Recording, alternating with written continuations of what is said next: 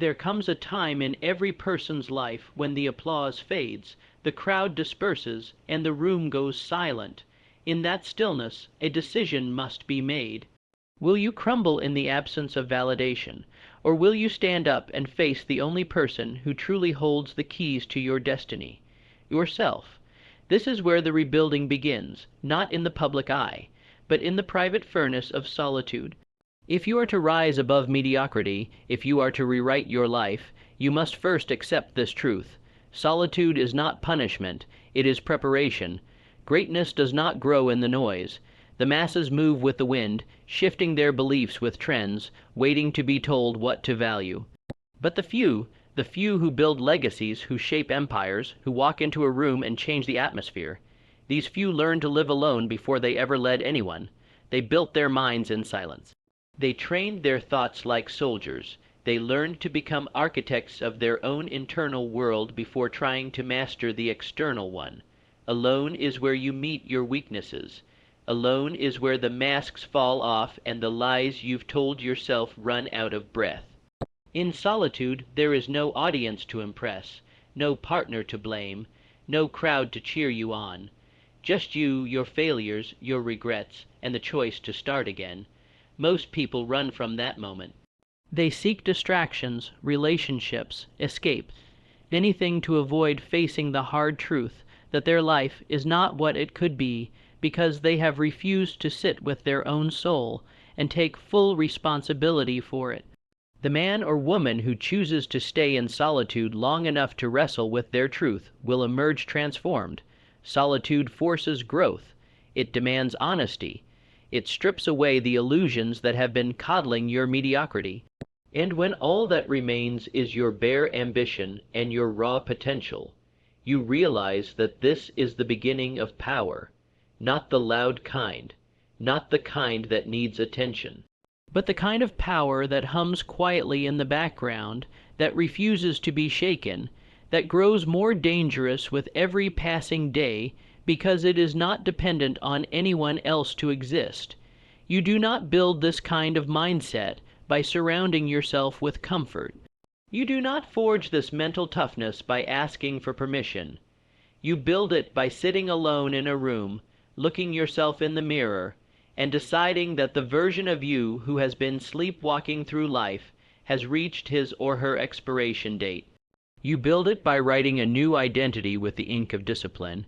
You build it by holding yourself accountable, not just once, but every single day, even when no one is watching. This mindset, the one that is born in solitude, is the greatest weapon you will ever own. It cannot be taken from you. It cannot be bought. It cannot be faked. It must be earned in the quiet hours when the rest of the world is distracted and you are doing the work. You are reading, you are writing. You are lifting, you are building, you are thinking, and most importantly, you are becoming. But solitude is only the first hammer. The next is self-reliance, because it is one thing to stand alone and another to move alone, act alone, and win alone. The world has trained people to wait. Wait for approval, wait for a sign, wait for the perfect time. But those who truly rebuild understand that waiting is just another form of fear. The self-reliant person does not wait. They move, they decide, they act. They take full control of their life because they understand that no one is coming to save them. The lie that society has sold you is that you need someone else to get started. That you need a mentor to give you permission, that you need a partner to motivate you, that you need the system to create opportunity for you. All of that is noise. You need nothing but a decision. You need the fire of desire and the willingness to act upon it daily, without the applause, without the recognition, without the help. You must become the kind of person who does the work regardless of the circumstances. Self-reliance is the rarest quality in today's world because it asks something uncomfortable of you. It asks you to stop blaming. It asks you to stop pointing fingers. It asks you to stop making excuses. When you rebuild yourself, you are declaring war on the part of you that wants to remain a victim. You are saying, I will not be defined by what happened to me. I will be defined by what I build in spite of it. There is an intoxicating power in realizing that your life can change completely, and no one else needs to agree with you. No committee must approve your application to become great. No permission is required to rise. You need only your decision and your persistence. Once you understand this, you become dangerous, because now you cannot be controlled, you cannot be manipulated, you cannot be bought. You are self-sufficient. And that is the beginning of unshakable confidence. Self-reliance does not mean isolation. It means independence. It means that if every person around you disappeared, you would still move forward. It means that if you lost everything today, you would wake up tomorrow and begin again with twice the intensity. It means that you have trained your mind to become the source of your own motivation. You don't need hype. You don't need constant reassurance. You are powered from within. Most people collapse when the external props are removed. They fall apart when the job disappears, when the relationship ends, when the support dries up. Why? Because they never built the internal machinery to keep going without it. They were dependent on things outside of their control. But the man or woman who has rebuilt themselves in solitude, who has chosen the path of self-reliance, they will not break. They may bend, they may bleed, but they will not break. You must become ruthless in your commitment to yourself. You must decide that your vision is not up for negotiation, that your future is not a group project, that your transformation is not something to be outsourced. You must wake up every day with the fire of someone who has decided that excuses are now your enemy and execution is your only friend. The world rewards the self-reliant because they create value out of thin air.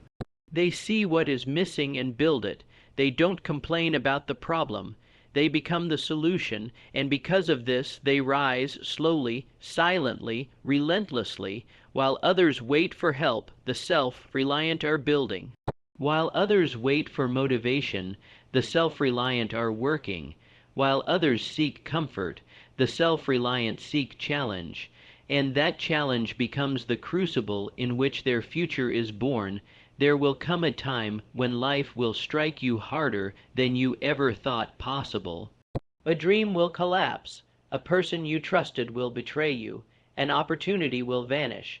The ground beneath your feet will shatter, and you will be left with nothing but pain and confusion. In that moment, you will be tempted to believe that defeat is final. You will be tempted to sit in the ashes and call it the end. But let me tell you the truth that every powerful individual has learned first hand. Defeat is a temporary visitor, not a permanent resident. Defeat is not your enemy, it is your teacher.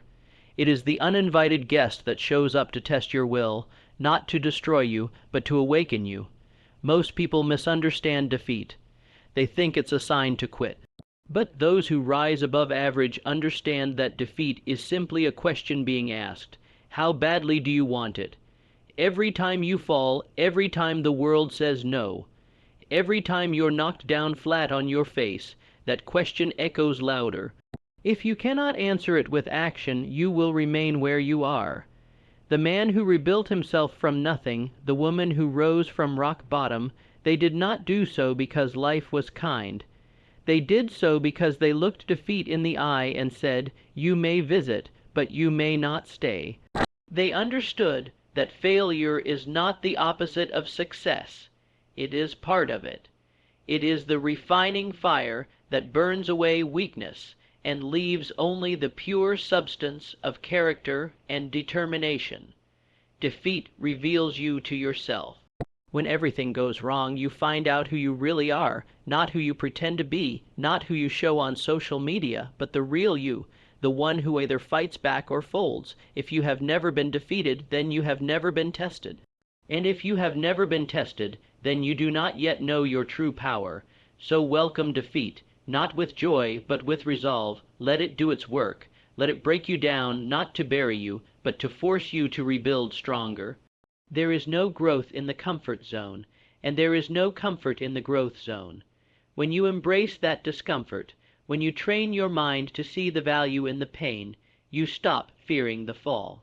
You begin to understand that each fall makes you sharper, each setback strengthens your vision, each punch in the mouth forces you to get tougher, smarter, more ruthless with your excuses.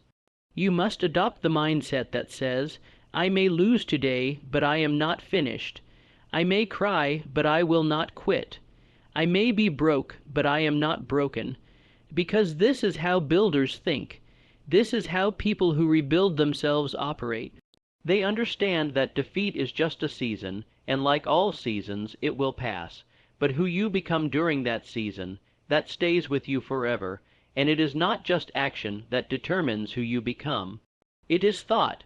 If defeat is the visitor, then thought is the master key. Your thoughts build the foundation of your reality. They are the blueprint of everything you create, destroy, or tolerate. You cannot build a new life with the same thinking that built your old limitations. If you want to rebuild yourself, you must rewire your mind. The undisciplined mind is a liability. It is a wild animal, jumping from fear to fantasy, from envy to doubt. It is swayed by the opinions of others, controlled by the circumstances of the day, reactive, emotional, and weak. But the disciplined mind, that is a weapon, that is the mind of a builder. It does not follow, it leads. It does not beg, it creates. It does not wish, it commands. Understand this. Everything you see around you began as a thought. The phone in your hand, the building you sit in, the clothes on your back, the wealth in the world, thoughts made all of it. So why are you so casual with your own? Why do you allow your mind to entertain defeat, doubt, comparison, and fear? If thought is the root of all creation, then weak thoughts will always lead to weak results. The person who masters their thoughts masters their outcomes.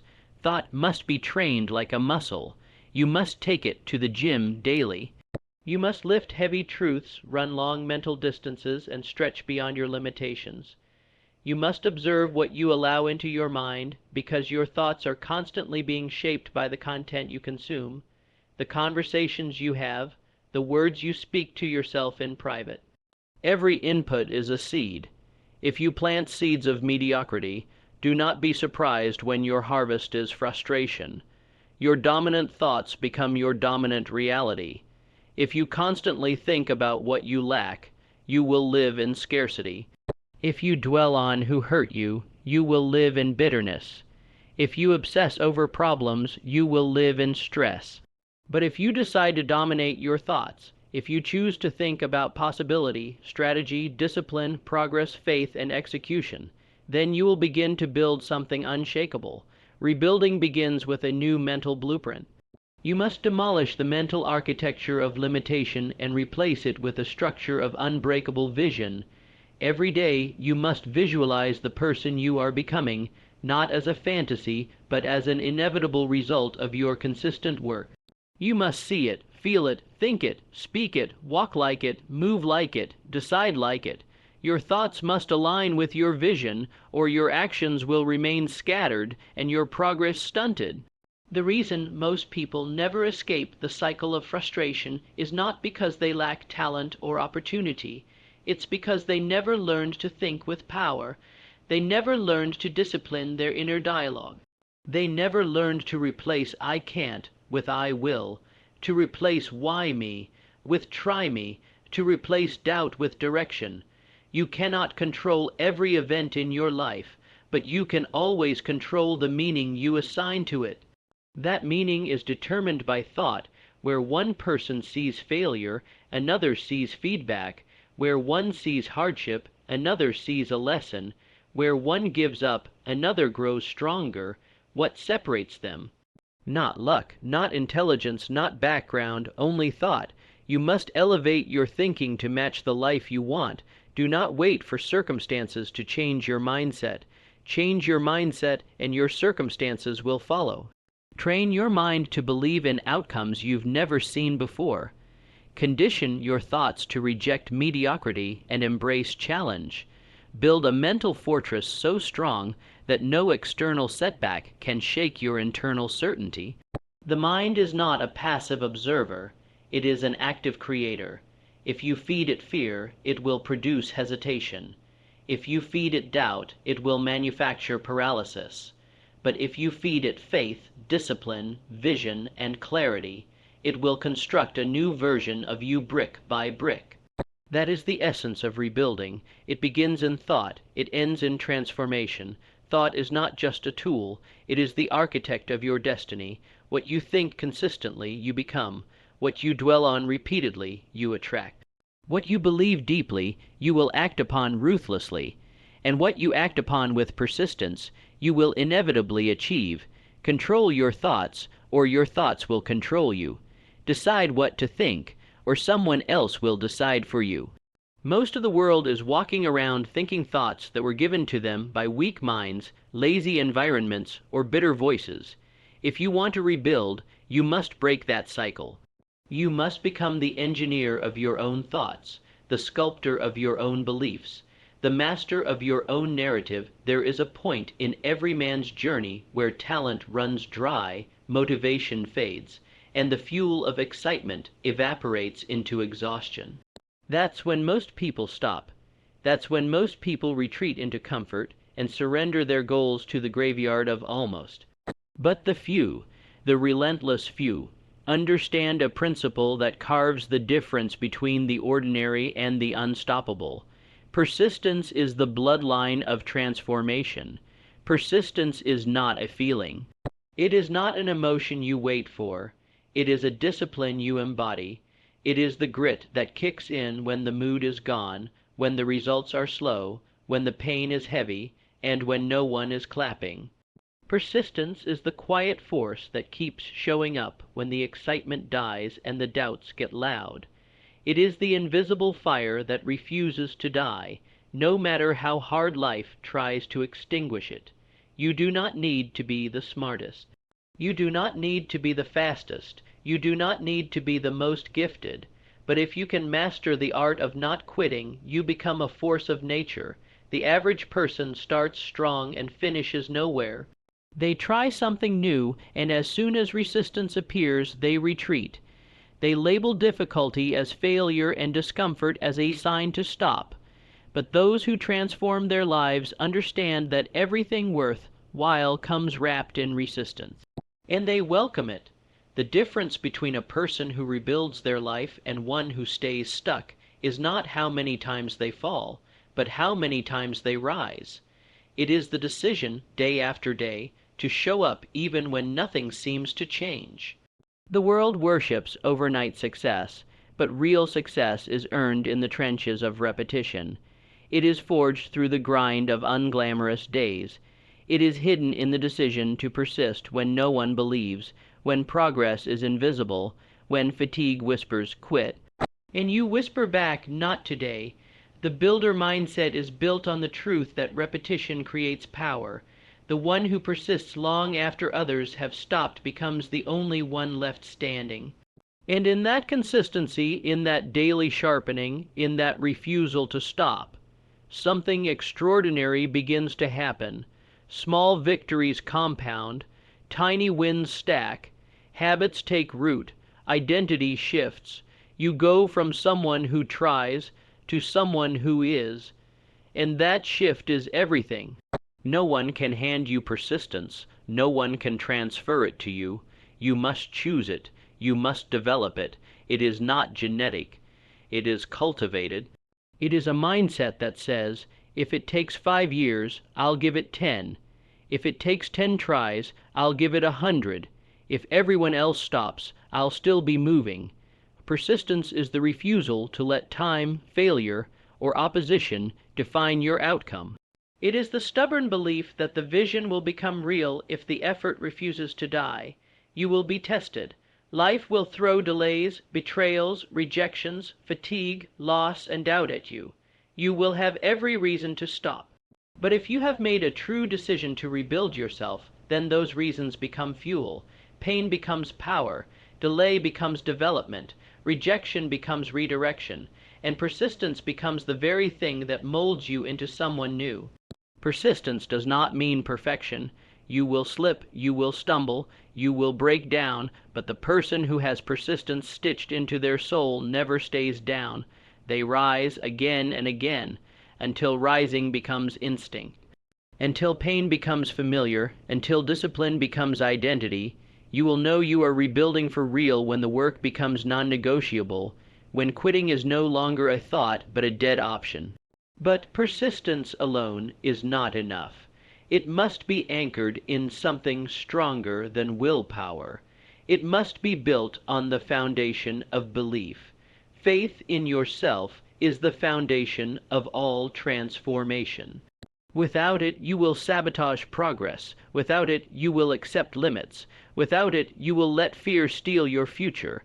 But when you believe, deeply, unshakably, unapologetically, then you become unstoppable.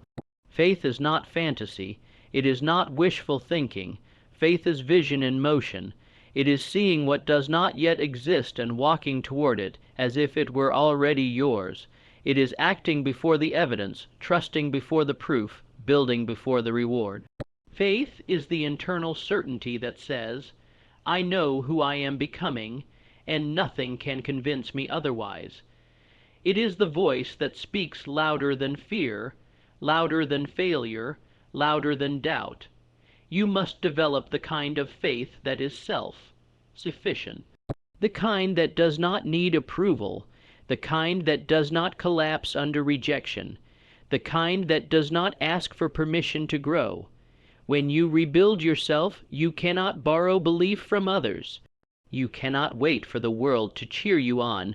You must become your own source of conviction, your own source of fire. You must believe in your future when no one else sees it. That is what faith demands. Most people wait for results to believe. They want evidence before action. But the person who truly changes their life understands the paradox. Results come because you believe first. Faith precedes breakthrough.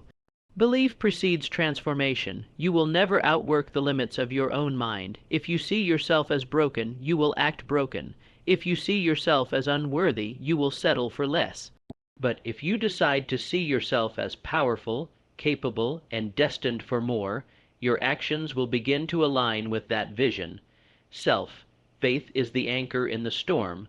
When things fall apart, when people leave, when progress stalls, faith keeps you grounded. It reminds you of the bigger picture. It whispers, keep building. It strengthens your spine when fear tries to bend you. It is not loud. It does not always shout. But it is consistent. It grows in the dark.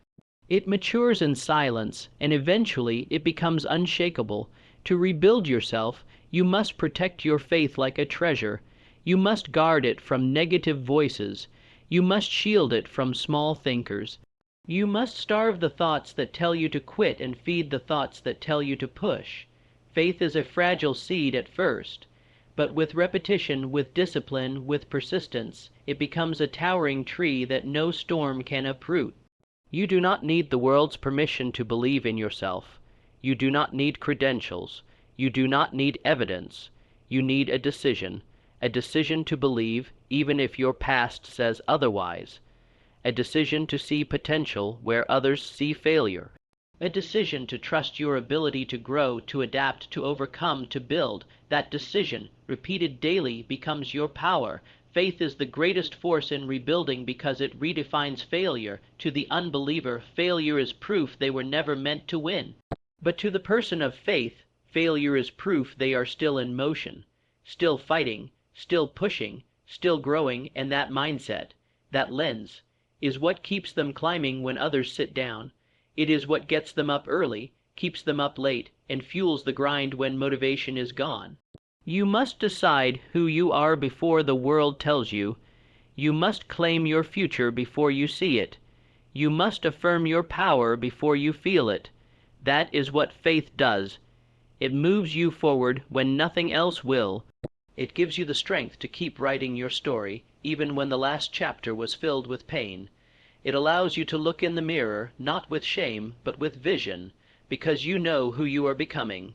And no matter how long it takes, no matter how many times you fail, no matter how many people doubt you, You are not turning back. Rebuilding yourself alone is not a tragedy.